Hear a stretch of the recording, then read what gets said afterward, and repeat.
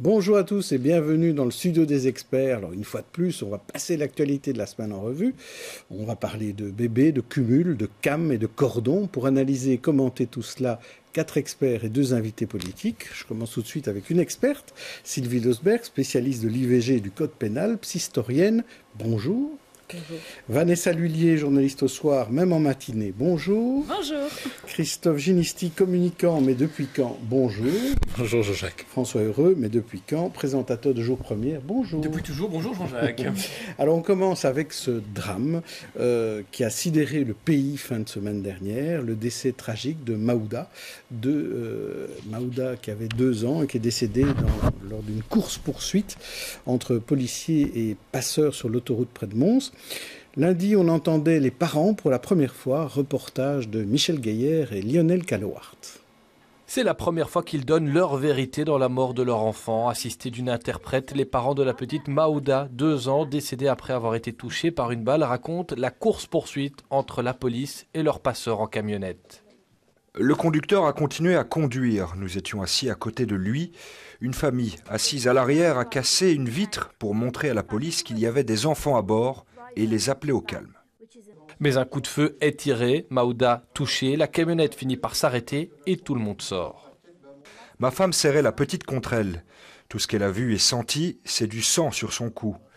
Puis la camionnette s'est arrêtée, on a dû sortir, on appelait au secours, on demandait une ambulance, mais tout ce que faisait la police, c'était nous menacer de tirer si on bougeait. Quand l'ambulance est venue, ils ont pris l'enfant, ils ont interdit à la maman de suivre sa petite fille dans l'ambulance et elle a été menottée et conduite au poste de police où elle a été mise en cellule. Ce n'est que plus que 24 heures plus tard qu'elle a appris par la police que sa fille était décédée. Entourés de leurs avocats, soutenus par différentes associations, les parents de Maouda en appellent maintenant à la justice. Ce que la famille attend concrètement, c'est que cette enquête mène rapidement à des résultats effectifs.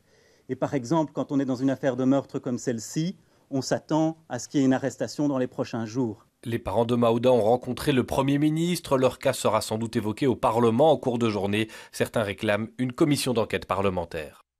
Alors depuis lors, une enquête indépendante a été décidée, mais les parents et la famille donc, de Maouda n'ont toujours pas de statut en Belgique. Ils attendent une reconnaissance exceptionnelle, mais ne l'ont pas encore obtenue. Alors Sylvie Losberg, votre réaction ?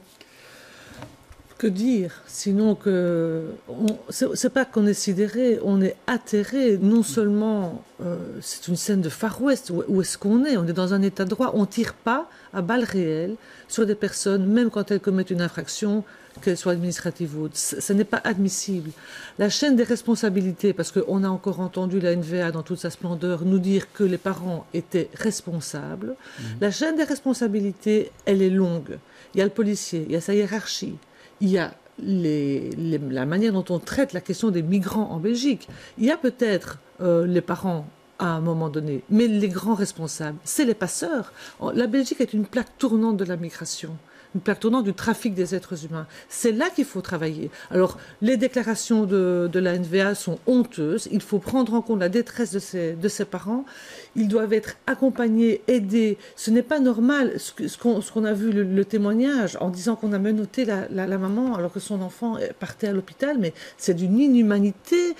On n'a même pas de mots pour dire ça. Et ce que je voudrais dire pour terminer, c'est que on a les moyens d'agir. On peut travailler avec les migrants, justement, pour arrêter les passeurs, pour faire en sorte qu'on gère ces situations, au lieu d'être dans une fuite en avant qui amène évidemment des drames comme ceux-ci. Vanessa Lhuillier. C'est sûr qu'on ne peut pas, comme vous le dites, la chaîne de responsabilité est très importante, elle est très longue, et aujourd'hui, surtout, on se demande un petit peu quelle a été comment la police peut ensuite traiter des familles, une mère qui avait sa petite fille contre elle et qui est menottée, qui ne peut même pas l'accompagner. On est dans un traitement tout à fait inhumain. Et surtout, après, se pose effectivement, quand on voit la réaction des policiers, se pose la question de la caméra embarquée pour les interventions. C'est sûr que dans ces cas-là, on se dit quand même que ça aurait permis, en tout cas, d'avoir des images de ce qui s'est réellement passé et pourquoi ça s'est passé comme ça. Christophe Ginisti. Alors, je ne vais pas répéter ce que Sylvie et Vanessa ont dit et avec propos avec lesquels je suis parfaitement d'accord. Ce que je voudrais dire vraiment, c'est deux choses. La première chose, c'est qu'on a pulvérisé les frontières de la récupération politique et du populisme dans cette affaire. Et que ce soit à droite comme à gauche. On a beaucoup parlé de la NVA, je crois que les partis de gauche aussi ont fait beaucoup de récupération politique. On a parlé d'écolos aussi. On a parlé d'écolos, absolument, le PTB, etc. La récupération politique a été honteuse, mais vraiment honteuse dans cette affaire. Elle a été très rapide et on n'a pas senti la nécessaire compassion, le nécessaire respect de cette victime, parce que cette victime, elle est innocente, c'est un bébé de 2 ans, et elle mérite tout nos respects, notre compassion, et cette séquence n'a pas eu lieu, et je suis très en colère d'avoir assisté à toutes ces récupérations politiques qui étaient odieuses, et encore une fois, d'un bord comme d'un l'autre. Deuxième petite chose, très très rapidement, j'ai lu hier dans la presse un titre qui disait que le policier auteur du coup de feu était abattu. J'ai trouvé ce titre de presse honteux. Absolument honteux. C'est pas lui qui est abattu, c'est la petite fille qui a été abattue. Il lui était défait mais pas abattu. François Heureux.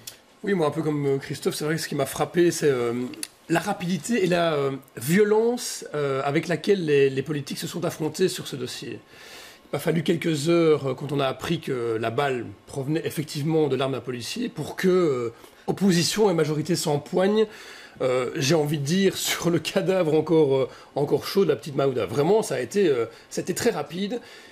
Et les mots qui ont été prononcés à ce moment-là, vous citiez le titre de presse, mais il y en a eu d'autres, ont été très indécents par rapport aux faits, c'est-à-dire la mort d'une petite fille de 2 ans. On a parlé d'un assassinat d'enfants de la part de la police du côté de l'opposition. On a parlé de la responsabilité des parents du côté de la majorité ou d'une politique d'asile qui continue à être ferme mais humaine. Bref, on a utilisé des mots qui, me semble-t-il, étaient à ce moment-là, et continuent d'ailleurs à l'être, d'une indécence assez catastrophique. Et puis la deuxième chose, c'est que c'est l'illustration tragique que le problème de l'asile, de la migration, on lui donne le nom qu'on veut, il dépasse les frontières et on ne peut pas s'en débarrasser comme ça. Quand on démantèle des camps en France, à Calais, à Petite-Sainte, à Grande-Sainte, on voit bien que le problème arrive ailleurs, que ce soit en Belgique, en Allemagne, aux Pays-Bas, et que tout cela finalement doit être traité à un niveau plus global et qu'on ne peut pas tenter de régler le problème chez soi, le repousser chez les autres en se disant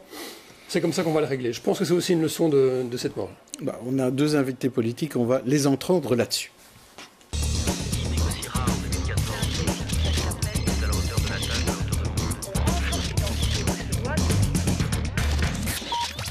Alors, nous accueillons aujourd'hui Fatoumata Sidibé, députée bruxelloise des filles, artiste peintre et candidate à la ville de Bruxelles sur la liste des filles. On l'a appris cette fin de semaine. David Weizmann, député bruxellois et maire et conseiller communal à la ville de Bruxelles, donc il sera concurrent de Fatoumata Sidibé aux prochaines élections communales. Alors, j'aimerais que vous réagissiez à ce qui a été dit d'abord là par nos experts, c'est ce manque de décence, cette indécence. Est-ce que c'est quelque chose que vous avez trouvé aussi, c'est que vos collègues politiques ont été trop loin? Fatoumata Sidibé? Moi, je pense que ce drame en dit beaucoup sur nous, sur notre société et la manière dont on accueille l'autre aujourd'hui.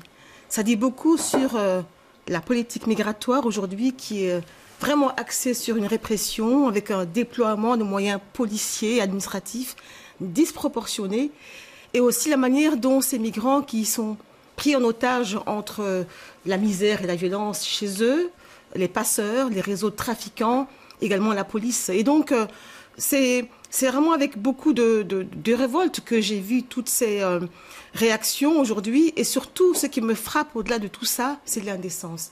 La manière dont cette famille a été traitée. Une famille qui n'a pas le droit d'assister aux dernières heures de leurs enfants, à qui on annonce que l'enfant est mort après avoir été enfermé dans une prison et surtout à qui on donne l'ordre de quitter le territoire. Et je crois vraiment qu'on va trop loin aujourd'hui.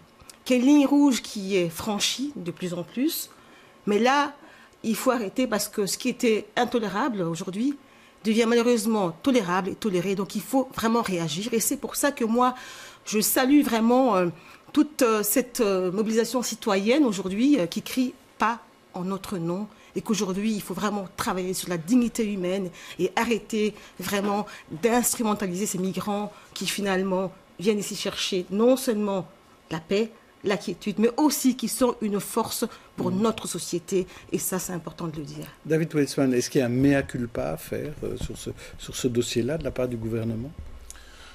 Je pense que la première chose qui doit être faite, et effectivement j'étais un peu choqué par une certaine forme d'instrumentalisation politique, c'est d'avoir un minimum d'empathie avec une famille qui vient de subir ce qui est probablement de plus triste. Et donc cette empathie, le Premier ministre a souhaité le marquer, mais il l'a probablement marqué au nom de tous les Belges. Et donc on s'est senti évidemment choqué par ce qui est passé. Après, ce qui m'embête un petit peu, c'est des amalgames entre une succession d'événements et la politique migratoire. Et ça me choque même très clairement ce que certains de vos experts ont dit, parce qu'ils n'ont pas rappelé que ces policiers que je veux quand même défendre, et il y aura une enquête évidemment objective, ces policiers étaient des policiers de la route. C'était des policiers qui suivaient un véhicule qui avait une plaque qui n'était pas la bonne plaque et qui avait des comportements plus que dangereux pour la sécurité routière, notamment des autres voitures.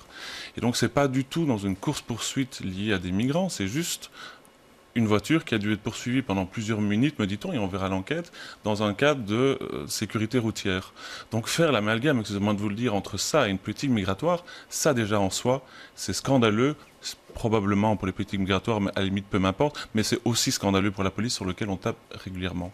Après, la politique migratoire qu'on est en train de mener est une politique migratoire dont le bon mot est de dire ferme, c'est-à-dire que, mais humaine, et je veux quand même dire qu'on doit quand même être fiers dans ce pays.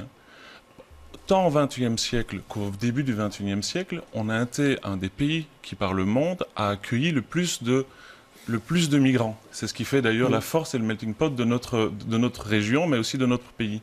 Mais en même temps, on est un État de droit et on doit faire respecter certaines règles.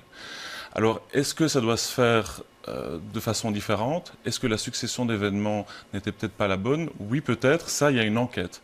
Mais sur le principe même, je veux quand même vous dire qu'on ne peut pas créer des amalgames. Et là, aujourd'hui encore, sur ce plateau, il y a des amalgames qui sont en train de se faire. Mais est-ce qu'il faut faire quelque chose pour cette famille? Parce que c'est aussi un peu la demande, finalement, de manière exceptionnelle. Donc, mettons de côté la politique migratoire, comme vous le proposez. Je pense qu'il y a eu tout de suite d'emblée, dans le chef du gouvernement, des propositions en disant, effectivement, cette famille peut rester sur base exceptionnelle, vu le drame qui vient d'être connu. Elles peuvent également se réclamer en étant des victimes et elles peuvent faire également une demande d'asile dans un cadre plus classique. Je pense que c'est difficile de pouvoir faire plus que de dire qu'elles viennent de connaître quelque chose d'exceptionnel et elles peuvent donc avoir un traitement exceptionnel, pour autant évidemment qu'elles souhaitent rester sur le territoire belge. Fatoumata Sidibé, vous étiez satisfaite de cette réponse de Charles Michel? Non. Pas vraiment satisfaite. Je pense qu'aujourd'hui, cette famille qui a vécu un drame doit pouvoir bénéficier vraiment de la protection qu'elle mérite.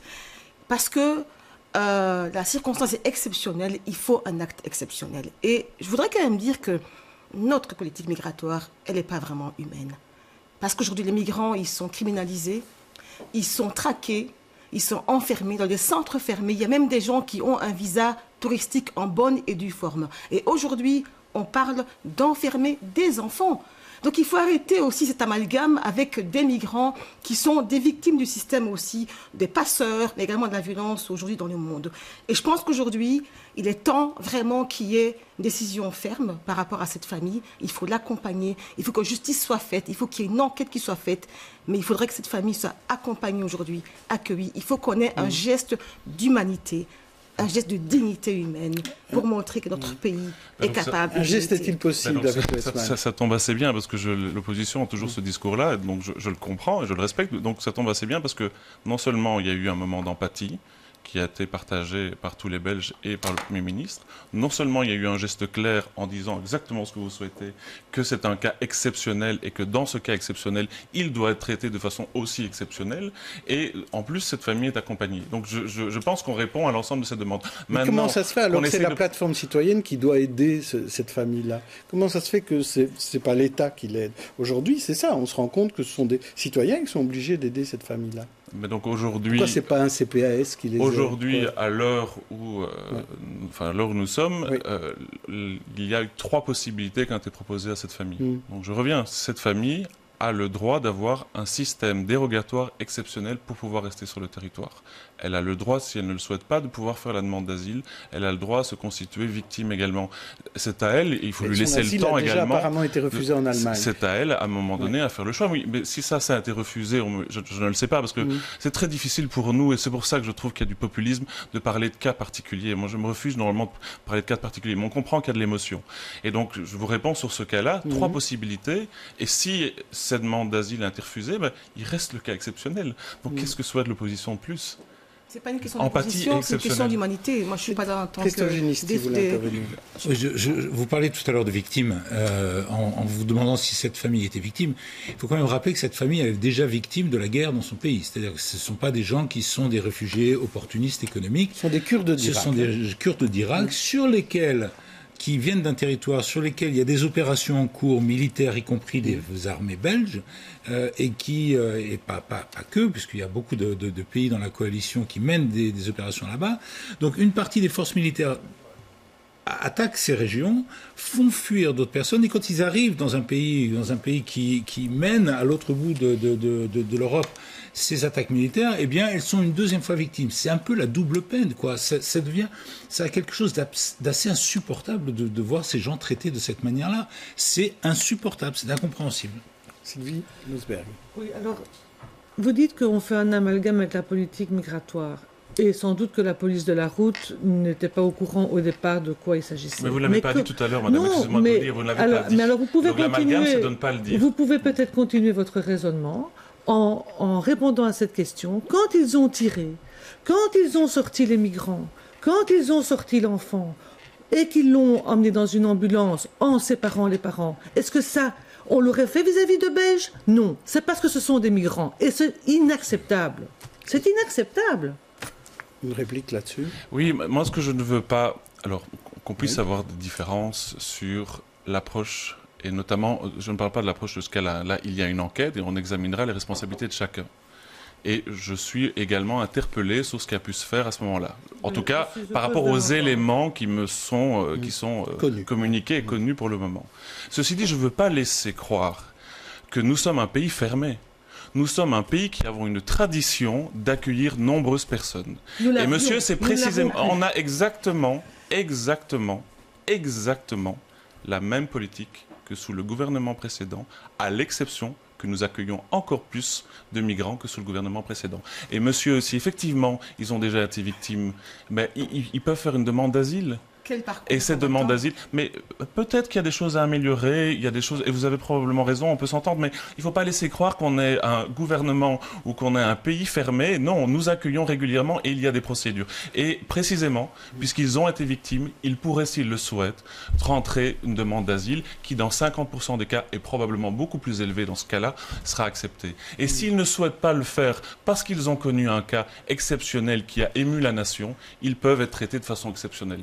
Donc concrètement, je ne sais pas ce que vous souhaiteriez de plus. Il faut arrêter de faire croire auprès des Belges qu'on est un pays fermé, parce qu'on va finir par croire qu'on est un pays fasciste. François Heureux. C'est vrai qu'on est un petit peu au cœur du problème ici, en fait. Le problème, c'est pas les gens qui arrivent chez nous et qui demandent l'asile, parce que ça, effectivement, je pense que la procédure, elle existe depuis un certain temps. Elle existait déjà avant, sous le gouvernement Di Rupo. Et ces gens qui demandent l'asile ici en Belgique sont pris en charge. Après, il y a sûrement des améliorations à apporter de ce côté-là. Tout le problème, c'est ces gens qui ne demandent pas l'asile en Belgique. Et c'est là que le gouvernement n'a pas forcément une réponse, ou en tout cas, s'il a une réponse, elle est répressive, mais c'est là que l'opposition n'a pas forcément une réponse non plus. Et là, peut-être qu'on peut interpeller Fatoumata Sidibé là-dessus. Tous ces gens qui arrivent et qui ne souhaitent pas demander l'asile ici en Belgique, que fait-on avec eux? Parce que c'est ça la question, en fait. La question, elle est là. Les gens qui sont au parc Maximilien, dont la plateforme citoyenne s'occupe, ce n'est pas les gens qui demandent l'asile ici. Ce sont les gens qui ne demandent pas l'asile ici. Que fait-on avec ces gens? Ceux qui sont autour de la gare du Nord, là où il y a le bourgmestre Claire Failly de Défi, qu'est-ce qu'il faut faire avec ces gens-là? Les accueillir dans des conditions décentes. On ne peut pas laisser des femmes, des enfants dehors, dans la rue, alors qu'ils demandent simplement un passage pour aller ailleurs. Et aujourd'hui, on voit bien à quel point ils sont laissés à eux-mêmes. Mais là, on ne favorise pas les passeurs qui finalement vont essayer de les faire passer en Angleterre après? Non, je pense qu'il faut distinguer les deux combats. Aujourd'hui, on fait un amalgame, on considère les migrants comme des coupables. Ils sont des victimes du système. Aujourd'hui, il faut les accueillir. On l'a vu au parc, effectivement, combien en période d'hivernale, en période de crise de santé, on a vu comment est-ce que les communes sont venues à la rescousse de ces personnes. Donc comment empêcher les passeurs de sévir, par exemple? Si on ne veut pas les poursuivre, parce que effectivement, ça crée des problèmes et des dangers, comment empêcher ces passeurs de sévir? Mais il faut travailler à la source. Hein. Pourquoi est-ce que ces personnes viennent ici chez nous? Qu'est-ce qui se passe pour que des milliers de personnes aujourd'hui osent braver la mer, risquer leur vie pour arriver ici? Et toutes ces personnes qui viennent ici, elles sont passées par des violences mais incroyables. Moi, j'ai pu, dans les centres fermés, rencontrer des gens. Et je vous assure que ce qu'ils ont vécu, c'est l'enfer. Et ils ont été victimes également des réseaux mafieux, de la violence pour les femmes, de la prostitution, des viols qui arrivent ici et qui reçoivent ici un accueil qui les renvoie également à cette violence. Donc il faut aujourd'hui qu'il y ait un débat qui soit ouvert sur la migration, mais c'est au niveau de l'Europe aussi qu'il faut agir. C'est pas seulement nos pays, c'est l'Europe qui doit prendre ses responsabilités. Et dans les pays du Sud, c'est là qu'on accueille le plus de migrants. On aura certainement l'occasion de reparler de ce sujet-là la prochaine fois et on va parler d'un autre sujet très délicat. Je voudrais revenir sur ces autres drames. C'était à Scarbeck cette semaine. C'était un bébé prématuré qu'on a découvert mort au parc Josaphat. Un bébé de 6 à 7 mois apparemment. Un drame dont on ne connaît absolument rien ou si peu. Et je vous propose d'écouter la porte-parole du parquet. Nous ne savons pas qui est cet enfant et qui sont les parents de ce bébé. L'autopsie nous dira si l'enfant est né vivant, quelle est l'éventuelle cause du décès et peut-être quelques détails sur son identité et la durée duquel l'enfant était dans le parc. Alors ça pose question, Christophe Ginisti, ce genre de fait divers atroce. Oui, vous le dites bien, Jean-Jacques, c'est un fait divers. C'est pas forcément un fait de société. Et le point que je voudrais faire, c'est que suite à cet événement, suite à ce fait divers qui est absolument dramatique, il y a eu quelques organisations qui ont essayé de se positionner, qui ont essayé de faire entendre leur voix de manière très opportuniste. Et je crois qu'il faut faire très attention, notamment en termes de communication, puisque c'est le sujet qui m'occupe, de ne pas confondre des faits divers qui sont parfois isolés, dont on ne sait rien, la porte-parole l'a rappelé, et de les transformer immédiatement en faits de société. Le raccourci est impropre et le raccourci est parfois dangereux. Et il faut être très prudent, surtout sur ces affaires-là, qui sont des affaires dramatiques, sur le lien ou le potentiel amalgame que l'on peut tirer de ces histoires. Oui, il y avait le cas notamment de cette association qui s'occupe de boîtes à bébés. Absolument. Qui s'était fait refuser Evert et qui opportunément ont sorti son communiqué. C'est comme si on avait dit, si on avait été autorisé, ce cas ne se serait pas passé. Exactement, c'est inapproprié et c'est très dangereux. Oui, c'est très dangereux parce que la problématique qu'on peut développer à partir de ce fait divers, c'est celle de la prise en compte du vécu des femmes. Les femmes ont une spécificité qui est celle de pouvoir mettre des enfants au monde.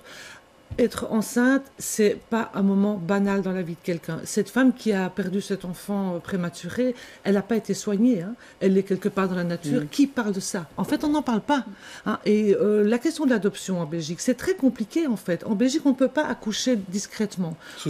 Oui, donc ni sous X ni discrètement. C'est pas la même chose. Ça veut dire qu'on doit être la mère de l'enfant qu'on porte. Et pour certaines femmes, c'est pas possible. Donc elles vont à Lille, ou bien il y a des drames comme ceux-là. Et on le voit dans toute la problématique de la maternité en Belgique, qui n'est pas du tout prise en compte à sa bonne mesure. Les femmes qui sont au travail, qui sont enceintes, elles perdent leur travail. C'est la première plainte à l'IEFH sur les problèmes au travail, c'est la question de la maternité. Le débat sur l'IVG, on le voit aujourd'hui, on a encore essayé de nous embarquer dans un débat idéologique alors qu'il s'agit d'une question de santé publique et d'autodétermination des femmes. On a cette spécificité, en tant que femme, on doit prendre cette problématique dans son ensemble et comprendre que les femmes qui sont dans des vécus compliqués, elles doivent être accompagnées, certainement pas ni culpabilisées ni criminalisées. Et en Belgique, on a encore beaucoup de chemin à faire pour que ce travail mental soit réalisé. David Wetswan, vous avez aussi cette impression parfois qu'on culpabilise les femmes? notamment dans ce cas de détresse de grossesse. En tout cas, il y a des débats qui sont... C'est pas de vous piéger. Non, c'est pas ça. C'est juste qu'en même temps, on va dire qu'on ne doit pas faire des amalgames. Et puis, il y a des questions qui sont parfois difficiles parce que c'est des... Je pense qu'il y a encore un combat. Et ça, ce combat sur l'égalité, un combat que les femmes doivent mener et qu'on doit surtout mener, nous, les hommes, avec elles, sur l'égalité, sur pouvoir disposer d'elles-mêmes. Donc voilà, ça, c'est quand même encore quelque chose d'important. Je ne sais pas si cette problématique-là qu'on vient de vivre l'illustre bien, c'est pour ça que j'hésite à vous répondre, parce que de nouveau, vous le dites qu'on ne sait pas, mais puisque vous me posez cette question, et puis la question des boîtes à bébés a été soulevée, je trouvais finalement que la question de la boîte à bébé, même si le communiqué de presse était opportun, il y a quand même un lien. Il pourrait y avoir potentiellement un lien. Et donc même si aujourd'hui il y a des éléments de nature juridique qui s'opposent peut-être, voilà, moi je suis plutôt favorable à ce genre de... Dites pourquoi pas, c'est ça. Oui, mais bon, aujourd'hui, alors le Code civil ne nous permet pas de déclarer ses enfants. Il y a des conventions internationales qui doivent qui doivent permettre aux enfants de connaître ses origines. Donc tout ça est un peu compliqué. Mais bon, excusez-moi de dire ce que je veux dire, mais entre un enfant décédé qu'on a trouvé là et une boîte à bébé qui aurait permis peut-être de le trouver vivant, si un lien doit être fait, il n'y a pas photo, évidemment. Je crois qu'on est tous d'accord ici. Mais est-ce que vous ne croyez pas que c'est parce que cette personne a eu peur? Si les lieux d'accueil, si l'État disait « n'ayez pas peur, vous êtes dans un pays où, oui, vous avez eu un problème, on va vous accueillir, vous ne serez pas ni criminalisé, ni pénalisé, on peut vous aider ». C'est ça, en fait. Pourquoi est-ce qu'on ne peut pas le prendre du côté de l'accompagnement? Mais on est dans un état, écoutez madame, donc là vous êtes en train de faire le lien entre la boîte à bébé et les migrants non, mais c'est le lien. On est dans un état aujourd'hui où on a déjà un système social qui est généreux. Est-ce qu'il doit être amélioré? Oui, mais à vous entendre, j'ai l'impression qu'on n'est pas en Belgique. Hein. Non, nous sommes dans un état où on doit qui ne peuvent pas porter leur grossesse, elles vont à l'étranger. Okay, donc vous m'invitez à ne pas faire le lien, mais vous faites évidemment un lien. Et donc puisqu'on m'invite à le faire, je pense qu'il y a encore du travail à faire. Mais je ne veux pas laisser nos téléspectateurs croire, les culpabiliser. Nous sommes dans un état où la sécurité sociale est parmi les plus généreuses au monde. Est-ce qu'il doit continuer à être amélioré? Très certainement. Mais je ne suis pas favorable à des discours culpabilisants. Oui, mais vous reconnaîtrez qu'on ne sait rien. Oui, on a trouvé un bébé quelque part, c'est tout. Exactement. Enfin, Fatoumata Sidibé. Décédé. Oui. Je pense qu'il faut attendre les résultats de l'enquête pour savoir dans quelles circonstances cet enfant a été déposé là et dans quelles conditions est la mère. Donc il faut attendre les résultats de l'enquête. Ça pose la question de l'abandon d'enfants qui est une réalité. Et je pense que ce serait intéressant de savoir les chiffres qui a... 64 en 2015 en Belgique. Voilà, c'est quand même une réalité. Évidemment, ça pose la question de la détresse des mères, parce que pour qu'une mère arrive là, c'est qu'elle est vraiment dans la détresse. La détresse des mères qui sont parfois seules, qui vont accoucher ailleurs, et ça pose la question aussi importante par rapport à l'accompagnement. Et c'est vrai que dans notre pays, c'est vrai, il y a des services médico-sociaux qui sont en place, il y a des plannings familiaux, mais il y a des femmes qui ne bénéficient pas de ce système-là, parce qu'elles sont seules, elles sont en dehors de la cohésion sociale, elles sont sans papier, bref, des circonstances difficiles. Et un autre aspect qu'il faut soulever, la boîte à bébé, est-ce qu'on peut imaginer que ce soit une solution aujourd'hui à proposer dans notre démocratie? Mais c'est inimaginable. Je comprends qu'il vaut mieux qu'un enfant se retrouve vivant que mort, mais ça pose la question aussi du débat par rapport justement à l'accouchement sous X, mais également le débat dans l'accouchement de la discrétion qui permet de faire un lien entre le respect de la vie privée de la mère et le droit de l'enfant pour que plus tard, il puisse vraiment retrouver son identité et son origine. Et je pense qu'aujourd'hui, il faut ouvrir ce débat parce qu'il y a aussi un élément très important qui est une poudrière. Au niveau des familles monoparentales, un ménage sur 3 est composé d'une famille monoparentale. Dans 95% des cas, c'est une femme. Donc il faut également un soutien à la parentalité et accompagner aujourd'hui ces femmes qui sont dans des situations de détresse qu'il faut absolument détecter et accompagner. Donc on va attendre l'enquête pour voir ce qui s'est passé. Ce problème est délicat, on le voit, hein, ça touche quand même à pas mal de notions importantes dans notre société. Alors on va un peu remettre de légèreté dans cette émission, après ce début un peu dramatique sur des sujets très dramatiques. Je vous propose donc les têtes d'affiche, ce sont des galeries de portraits. Et on va commencer par vous, Fatoumata Sidibé. Je vous propose de choisir parmi ces 4 portraits, tout d'abord Raja Nengolan, le Fadila Lanan des Diables Rouges, Nous avons aussi Victor Polster, le jeune acteur scarbécois distingué au Festival de Cannes. Hélène Grimaud, la pianiste française que des militants palestiniennes ont interrompu à Beaux-Arts, ou l'écrivain du siècle, le nonagénaire Philippe Roth, disparu sans décrocher le Nobel. Alors qui choisissez-vous? Raja, Victor, Hélène ou Philippe? Victor, parce que je trouve que c'est vraiment extraordinaire qu'un jeune aujourd'hui puisse porter haut le flambeau de la Belgique au niveau du cinéma. Et c'est vraiment une très belle opportunité qui est donnée aujourd'hui pour continuer à ce que le cinéma belge, évidemment, soit porteur d'ouverture et surtout de talent aussi jeune. Donc il faut s'en réjouir. Et vous trouviez normal que Raja Nainggolan ne soit pas dans l'équipe des Diables Rouges? À chacun ses sensibilités. Jean-Jacques, vous pouvez expliquer la subtile allusion à Fadil Al-Hanan, à nos téléspectateurs qui ne connaissent pas bien la politique bruxelloise? Parce que là, à mon avis, vous en avez perdu quelques-uns. Oui, mais pas ceux qui regardent BX1, François Heureux, je vous prends... Moi, je travaille pendant que vous diffusez BX1. Sur cette antenne, pas du tout, sur cette antenne, Fadil Al-Hanan a dit « Je suis le Raja Nainggolan de Anderlecht » puisqu'elle n'a pas été sélectionnée par son sélectionneur, le bourgmestre Éric Thomas, sur la liste PS d'Anderlecht. Vous avez bien fait, François Heureux, comme ça, on peut préciser les choses. À vous, David Weitzman. Je vous propose tout d'abord Giuseppe Conte, le Premier ministre italien d'un gouvernement anti-système et anti-franc-maçon. Christophe Hardikest, le chef de Bonbon qui va régaler les VIP du Sporting d'Anderlecht. Ron Gidwitz, le businessman de Chicago, futur ambassadeur à Bruxelles. Ou le businessman qui a passé 1h15 au Parlement européen, le créateur de Facebook, Mark Zuckerberg. Alors qui choisissez-vous? Giuseppe, Christophe, Ron ou Marc? Que des hommes pour vous. Bon, moi j'aurais choisi Victor. Trop facile, trop facile. J'aurais souhaité choisir quelque chose de positif. Mais alors, bon, ils ne sont pas tous négatifs. Non, vous avez raison, vous avez totalement raison. Mais je veux quand même souligner malheureusement un événement négatif parce que je suis effectivement préoccupé dans ce qui est en train de se passer en Italie pour le moment. Donc Giuseppe Conte. Je pense que c'est assez dramatique. Et donc, bon, je ne vais pas parler évidemment de sa formation politique, mais de vous dire que c'est dramatique évidemment pour des raisons. C'est dramatique pour l'Italie, c'est dramatique pour ce que ça représente. C'est dramatique pour des courants de pensée qui commencent à se développer de plus en plus et elles qui sont très excluants d'une partie de la population. Vous avez parlé de la franc-maçonnerie, mais on n'a pas dit ce qu'ils pensaient eux des migrants, par exemple, de leur conception. Et donc c'est vraiment, on est dans des régimes qui frôlent le fascisme, s'ils ne le sont pas du tout, en tout cas de leur proposition. Et c'est préoccupant également pour la structure de l'Union européenne. On est quand même un des pays fondateurs de l'Union européenne, qui est ouvertement maintenant, en tout cas son gouvernement, eurosceptique. Donc je lui souhaite la durée la plus courte possible au sein en tout cas de cette majorité. Merci à tous les deux. Et on va passer maintenant au décumul, parce que c'est un autre sujet qui fâche. Le décumul intégral sur le point d'être voté dans les jours ou semaines à venir à Bruxelles. Le Conseil d'État a donné raison à la majorité alternative PS, SPA, Défi, Groen, Écolo. L'idée du passage en force fait son chemin.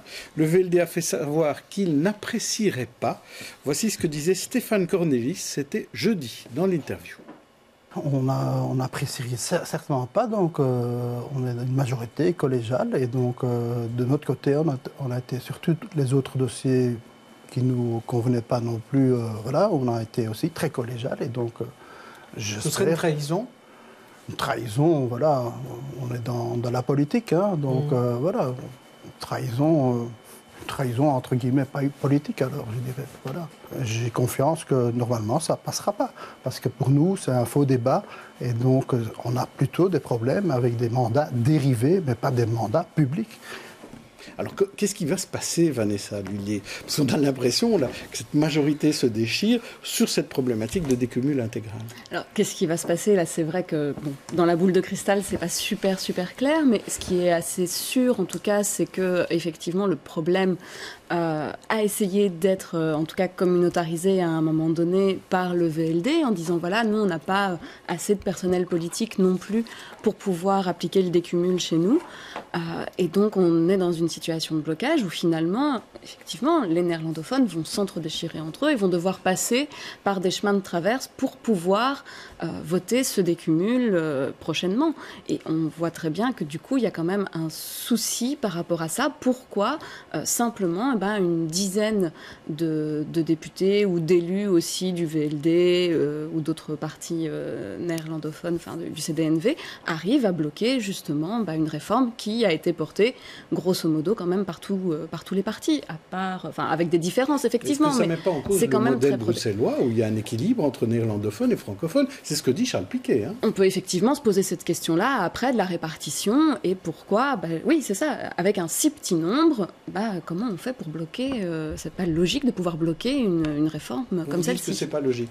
François Heureux, c'est dans l'équilibre ou c'est pas logique? Non, moi je vois simplement, parce qu'on parle de passage en force, de trahison. Alors là, c'est amusant, parce que là, on est vraiment dans la logique de parti, la logique de parti. En fait, c'est très simple. Le Parlement, c'est l'émanation, on est d'accord, du vote citoyen. Il est censé représenter la population. Si une majorité se dégage au sein du Parlement, je ne vois pas ce qui empêcherait, tout cela est très théorique, mais je ne vois pas ce qui empêcherait une majorité alternative, comme on l'appelle, de voter une loi. Ça reste la majorité des élus qui émanent du vote des gens. Je suis désolé d'insister. Mais visiblement, ça ne se fait pas. Bruxellois, pourquoi ça ne se ferait pas? C'est comme la Chambre.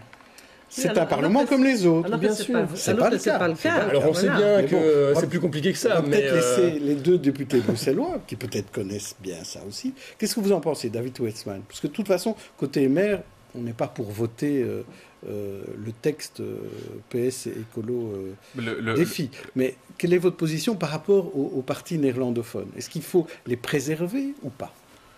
Alors, ce qui est sûr, donc le MR a déposé une proposition qui vise un décumul. Donc, on l'a déposé, on l'a mis en avant plafonné, effectivement, qui est la réglementation européenne pour toutes les grandes communes de plus de 50 000 habitants. Donc, ça veut dire qu'il y aurait une... Oui, mais j'entends qu'il y a plusieurs propositions qui ne recueilleraient pas toutes les majorités. Et donc, ça ferait un décumul entre les parlementaires et échevins, parlementaires bourgmestres ou présidents de CPS, bref, dans les communes de plus de 50 000 habitants. Ça, c'est la première chose. Deuxièmement, on n'est peut-être pas obligé d'aller vers une loi. Je veux dire, le MR, quand il a déposé cette proposition sur la table, l'applique à tous ces nouveaux parlementaires. J'ai décumulé, Boris Diliès a décumulé, nous avons fait des choix, et donc j'invite d'ailleurs des filles qui est le parti qui a le plus de cumulards, qui donne souvent des leçons, mais le plus de cumulards, tant que ce soit au Parlement bruxellois. Ils ont promis qu'ils changeraient en 2019. Oui, mais moi je suis un peu comme Saint Thomas, vous savez. Je crois ce que je vois, premièrement, et donc ils promettent toujours beaucoup de choses. Et donc ce serait plus facile, ce serait finalement plus facile et plus simple pour la démocratie si on le faisait naturellement, parce que plus encore qu'une émanation simplement de la population, on sent que c'est une demande. Les gens me l'ont demandé, je l'ai fait, je le comprends. Et je trouve que c'est une bonne chose et c'est un geste qu'on a fait. Après, défi, on est quand même à 50% de cumulats au Parlement bruxellois et 100% à la Chambre. Donc c'est quelque chose sur lequel je suis parfois un peu lassé de recevoir des recommandations. Après, maintenant, pour répondre directement à votre question, je crois que ça doit évidemment s'appliquer à tous les partis. Il n'est pas envisageable d'avoir des différences entre les néerlandophones et les francophones. C'est un peu fort parce qu'ils ont 100%. 2 députés. Bah oui, ils ont 2 députés, quoi. Donc forcément. Ok, mais c'est 100% quand même. On ne peut pas le dire. Façon de présenter la réalité. Les chiffres. Mais terminez ce que vous disiez. Non, mais je dis très clairement, en tout cas, je souhaite que la réglementation qui soit votée s'applique évidemment à l'ensemble du Parlement. Comme ça me paraît évidemment. Donc je ne crois pas qu'on doit aller vers des tensions ou autres. Et s'il y a un vote, ça doit s'appliquer évidemment à tous les parlementaires et même à mes amis, à mes frères de parti néerlandophones libéraux, évidemment. Fatoumata Sidibé. Alors, ce texte, qui passe ou non, défi est très clair et on est parti de parole et de conviction. On a décidé qu'effectivement, il y aura le décumul intégral chez défi. Voilà qui est dit. Donc en 2019. En 2019. Après les élections régionales. Voilà qui est dit. Tout à fait. C'est mieux qu'en 2024, mais ce serait mieux de le faire maintenant, ce serait plus simple. Enfin bon, bref. Deuxièmement, il ne s'agit pas d'une confrontation entre les partis néerlandophones et francophones. Il y a bien Groen et SPA qui sont du côté, effectivement, des partis qui ont voté ce texte. Troisièmement, il ne s'agit pas d'un passage en force. Nous sommes en démocratie. Et donc, il y a eu un premier vote qui n'a pas recueilli la majorité des votes dans chacune des régimes linguistiques. Il y aura un deuxième vote. Et dans ce cas-ci, s'il y a un tiers qui vote pour, eh bien, le texte pourra être adopté. C'est pour éviter qu'il y ait une minorité qui prennent en charge une majorité. Donc aujourd'hui, laissons faire le parcours législatif et on verra effectivement où on en sera. Et c'est un test important en matière de bonne gouvernance et aussi de donner un message aujourd'hui aux citoyens qui commencent à se poser des questions par rapport à la transparence et également au mandat que certains politique accumule. C'est vrai que d'un côté on dit c'est communautaire, de l'autre côté on dit c'est pas du tout communautaire. Reste que c'est un problème au sein de la majorité, où des membres... Et c'est le problème de ce qu'est un gouvernement bruxellois avec deux régimes linguistiques où la majorité, en fait, n'existe pas. Puisque la preuve, c'est même Défi, le président, qui a dit si la NVA vient, eh bien, ça n'empêcherait pas le gouvernement côté francophone de fonctionner. Donc, qu'est-ce que vous craignez comme réaction des partis flamands, chez vous, chez Défi, si jamais ce texte vote? Parce que VLD, CDNV, NVA peuvent sans doute bloquer certaines institutions bruxelloises. Dès le moment où le texte tout ceci vaut une messe? Dès le moment où le texte est voté au Parlement, je pense que là, la loi législative, elle passe avant tout. Il ne s'agit pas ici d'un conflit communautaire. Moi, je pense qu'il faut aujourd'hui laisser ce texte faire son parcours législatif et voir jusqu'où il y aura sans doute en interne des débats pour qu'il y ait un tiers dans les groupes effectivement néerlandophones qui, au deuxième tour, acceptent de voter ce texte. Et c'est pas impossible. C'est impossible. Moi, j'y crois. Très bien. Christophe Ginisti, pour conclure sur ce point. Juste pour conclure, c'est un peu surréaliste ces débats parce que, évidemment, et comme vous l'avez dit, je suis d'accord avec vous pour une fois. Vous n'êtes pas toujours d'accord avec moi? Vous semblez d'accord avec moi avant aussi. C'est une volonté des gens, c'est une volonté forte des citoyens, c'est quelque chose qui tombe, qui est du bon sens. Et le fait de l'abriter derrière des artifices de procédure, ça donne une image qui est une image absolument catastrophique de la classe politique, quelle qu'elle soit. Et ça, je pense que vous ne comprenez pas les uns et les autres à quel point ça fait le lit du populisme, parce que à quel point on se dit mais ils n'ont pas compris quelque chose de pourtant extrêmement simple. Ils s'accrochent à leurs privilèges. Ils s'accrochent à leurs privilèges et les gens ne le comprennent pas, parce que vous avez raison, c'est une très forte demande des citoyens et voilà. Très bien. François Heureux, je voudrais qu'on parle d'un sujet qui découle peut-être un peu de tout cela, c'est le fameux cordon sanitaire. On parle des futures majorités électorales communales, et là le CDH a dit pas question de s'allier avec le PTB dans les communes. C'est quand même une position étonnante. Oui, ça, est-ce qu'on peut appeler ça un cordon sanitaire de la part du CDH? C'est une volonté de ne pas gouverner avec un certain parti. Bon, bref. C'est vrai qu'il y a aussi la proposition de Défi, d'ailleurs, d'Olivier Minguin, d'interdire certains partis. Alors, il ne le nomme pas, mais c'est le parti Islam qui est évidemment qui est visé. Je pense qu'on prend le problème à l'envers et que c'est un jeu qui pourrait s'avérer dangereux. Parce que interdire les partis liberticides, c'est très bien. Mais ça veut dire quoi un parti liberticide? Parce que pour moi, un parti X peut très bien représenter un danger pour une liberté que j'estime être une liberté, alors que, voilà, je vous prends un exemple tout bête. Est-ce qu'on interdit le PTB parce qu'il pourrait limiter la liberté d'entreprendre, par exemple? Est-ce qu'on va interdire écolo parce que pour quelqu'un qui serait un citoyen belge, il limiterait sa liberté de polluer? Enfin, j'en sais rien. Jusqu'où va-t-on? Moi, ça me paraît très dangereux, premièrement. Deuxièmement, je pense qu'on prend le problème à l'envers. C'est pas interdire les partis liberticides qu'il faut faire. C'est lutter pour que ces partis, de un, n'aient plus ce genre d'idée et que les gens n'y adhèrent plus non plus. C'est ça qu'il faut faire. Oui. Et c'est pas en interdisant les partis. Le cordon sanitaire, c'est peut-être une manière de. Vous savez que le cordon sanitaire, à l'heure de Facebook, de Twitter et des réseaux sociaux, je n'y crois plus trop. Alors, David Wetson, peut-être là-dessus, sur cette problématique, est-ce qu'on peut mettre des exclusives sur d'autres partis comme cela? Je pense que le sens de la proposition, c'était de dire que on ne ferait pas d'alliance avec certains partis. Et donc pas faire d'alliance, notamment dans des exécutifs, évidemment, ce qui est différent de ce que vous venez d'exploser dans le législatif. Il y a deux choses, pas faire d'alliance et interdire. Oui, bien sûr, mais il y a deux étapes. Et donc, dans pas faire d'alliance, moi je suis assez surpris, le maire a toujours été excessivement clair. Nous ne ferons pas de l'alliance avec l'extrême droite, ni avec l'extrême gauche. Et je suis très surpris qu'une partie des politiques ne mettent pas, et des médias, ne mettent pas exactement sur le même pied d'égalité l'extrême gauche et l'extrême droite, qui ont clairement vont limiter nos libertés. C'est clairement, il faut lire le programme du PTB quand même. Il faut lire le programme. Se réfère à des personnages qui ont massacré de centaines de millions de morts, et ça reste quand même dans leur philosophie. Donc l'extrême droite et l'extrême gauche, pour le MR, c'est juste impossible. Ouais. Et je le dis parce que les politiques ne font pas, et même une partie des médias ne le mettent pas sur le même pied d'égalité. Ouais. Donc ça, rappeler cela d'une façon ou d'une autre, on le parle comme on veut, oui, ça me paraît assez sain pour la démocratie. Mais pour répondre juste à votre question par rapport à cela, il existe effectivement des règles de cordon sanitaire avec quels partis sont repris dans ce cordon sanitaire ou pas. Ces règles sont tout le temps discutées, rediscutées, parce que le CSA en parle, l'UNIA en parle et les rédactions en parlent, justement pour essayer d'établir les critères les plus objectifs possibles. Et pour l'instant, le PTB n'est pas dans ces critères-là. Fatoumata Sidibé, de votre côté, qu'est-ce que vous acceptez comme parti en alliance et qu'est-ce que vous n'acceptez pas? Alors, deux choses. Au niveau de l'alliance, le défi est très clair. Olivier Manguin a bien dit et redit qu'il n'y aurait pas d'alliance avec le PTB et le NVA. Ça, c'est dit et redit. Mais j'aimerais revenir sur le parti islam.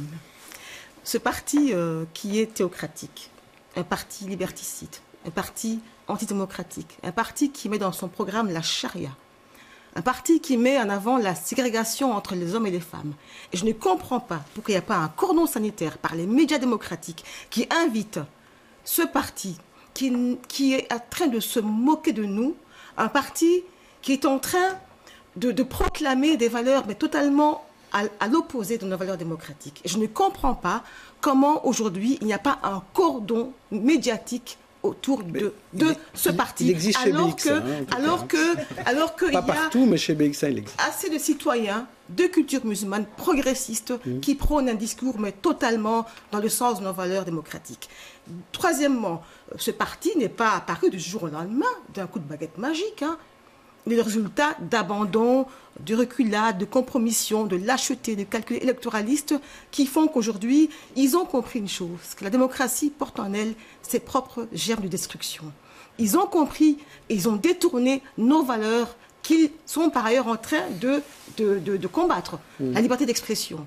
Ils la contournent pour la ramener à leur propre avantage. Et donc aujourd'hui, il faut interdire ces partis liberticides.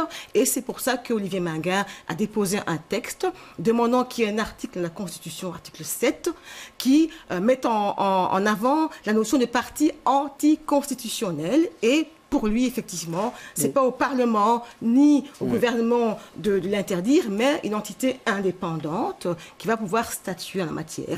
Et si tous les partis aujourd'hui sont d'accord unanimement pour dire qu'il faut interdire ce parti, allons, faisons-nous, parce qu'il s'agit d'un cheval de Troie. Vous ne pensez pas qu'il y a des risques quand même? Parce que François Heureux faisait la liste de droits, mais moi j'ajouterais peut-être une chose plus simple, un parti républicain par exemple. Ça poserait problème, alors qu'est-ce qu'on ferait avec vous imaginez un parti qui prône la charia, un parti qui met en avant la ségrégation entre les hommes et les femmes, qui est un des fondements de la démocratie. Donc, on parle de valeurs fondamentales qui sont dans les conventions internationales. Mais ce sera facile de faire la différence entre cela et d'autres droits peut-être. D'autres partis qui prônent la violence, qui prônent la haine et qui portent également des discours xénophobes. Je pense qu'aujourd'hui, et c'est pour ça, elles ne sont pas suffisantes. On a poursuivi le Vlaams-Blok pour ça. Il a changé de masque, tout simplement. Peut-être que la loi n'était pas suffisamment bien faite. Donc on ne peut pas pour terminer sur ce on ne peut pas interdire des partis, on peut accuser les personnes. Donc le monsieur en question, on peut très bien le traduire en justice. Voilà. Sur la question du Vlaams-Blok, on est dans une hypocrisie totale. Le Vlaams-Belang, c'est le Vlaams-Blok. Et je voudrais quand même rappeler que le nouveau bourgmestre d'Alost est celui qui a créé les 70 points du Vlaams-Blok à l'époque. Donc je crois que si on doit trouver une solution, c'est de confronter les valeurs démocratiques et constitutionnelles aux prises de position des personnes et pas de l'institution ou association parti. C'est les personnes qui doivent être criminalisées. Alors je voudrais passer rapidement à notre dernier sujet, quelques mots de réaction sur le SAMU social, dont on a reparlé cette semaine à l'occasion d'un plan Renault, d'une loi Renault qui a été lancée parce qu'il n'y avait plus de subsides de fait d'asile pour une série d'activités du SAMU social, donc 31 licenciements secs. Est-ce que c'est l'effet du scandale du SAMU social, Fatoumata Sidibé? Est-ce que c'est une suite? Je pense que le SAMU social avait déjà une dette très importante avant même qu'il y ait les scandales à répétition. Aujourd'hui, c'est vrai que les dons ont fortement diminué, donc ça Ça entraîne sans doute aussi des conséquences au niveau du SAMU social, mais je pense qu'aujourd'hui, la difficulté qui est résulte du fait que le fédéral a arrêté les subventions qui ont trait à l'accueil des migrants, donc qui sont pris en charge par fait d'asile. Donc c'est là que le bas blesse et heureusement qu'on va dépasser le SAMU social aujourd'hui pour aller plus loin vers une ordonnance qui est votée aujourd'hui au Parlement par rapport au sans-abrisme pour mettre en place justement l'urgence. On est vendredi. Oui. Vendredi, au moment où on enregistre l'émission, mais au moment où les gens nous regardent, nous sommes samedi. C'est important, voilà. C'est vrai. Et donc, qui est effectivement la mise en place, l'accueil d'urgence, mais également l'accompagnement à long terme, qu'on sort de l'urgence et accompagner les personnes dignement vers une réinsertion au niveau de la société. Il faut dire aussi que cet argent n'a pas disparu, parce que l'argent du subside, il est à la Croix-Rouge maintenant qui s'occupe de l'accueil. Le travail se poursuit. Donc, mais ce n'est plus le SAMU social. Mais c'est vrai qu'il y a des personnes qui sont licenciées. Oui. Je vais vous répondre. C'est vous le maître d'orchestre, mais je suis juste un petit peu frustré parce que je veux quand même dire pour le débat précédent que j'apporte plus que mon soutien. Parce que certains n'étaient pas d'accord, donc là on n'est pas d'accord. Nous, on doit interdire le parti islam. Et donc on a déjà proposé des... Non, mais je crois que c'était important de le dire parce que peut-être qu'on n'a pas la même perception que votre expert pour toutes les valeurs, tous les points qui ont été mis en avant. Maintenant, écoutez, c'est triste parce que le SAMU social, et je vais vous répondre plus comme municipaliste, je suis conseiller communal à la ville de Bruxelles, on voit le travail que le SAMU social fait. Vous savez, quand vous allez vous promener à certains endroits dans la ville et que vous voyez des familles le soir sur des trottoirs qui dorment, un peu plus d'ailleurs aujourd'hui, il faut bien le reconnaître qu'il y a 6, 7, 8 mois, c'est parce que la maraude ou parce que le SAMU social a des difficultés pour faire une partie de son travail. Bon, voilà, je regrette que le manque de contrôle du gouvernement bruxellois sur cette institution a eu toutes les répercussions qu'on connaît et qui a fait finalement qu'on a jeté l'opprobre sur cette belle ASBL. Donc je pense que la loi va bien plus loin qu'on a voté hier, bien plus loin que simplement changer le nom. Mais je crois qu'on devra aussi changer le nom parce que finalement, tout le monde en parle. Alors ça crée une confusion. Oui, mais c'est vraiment des gens c'est des centaines d'employés qui ont un vrai rôle. Il y a une vraie mission de service public. Je critique souvent les missions de service public en disant qu'on va trop loin, on fait trop de choses. Là, c'est vraiment une priorité. Il y a des gens dans la rue qui ne trouvent pas où se loger et ça crée, d'abord c'est inhumain, puis ça crée des nuisances. Donc on doit soutenir en tout cas le SAMU social, en tout cas on doit répondre à ces besoins. Alors est-ce qu'il y a une partie de la fonction de SAMU social ou sa mission qui est reprise par le fédéral? Bon, peut-être que c'est pas mal d'ailleurs, ça permettra peut-être de se concentrer sur autre chose. Ça, je sais pas. Mais je voulais quand même mettre... Voilà, rappeler qu'ils font un super boulot sur le terrain et qu'on a besoin d'eux. Et là, les quelques derniers mois, on ne l'a pas beaucoup dit quand on a parlé d'eux. Donc... Oui, peut-être qu'on l'a oublié, mais on est bien tous d'accord là-dessus. On va passer au coup de cœur à présent.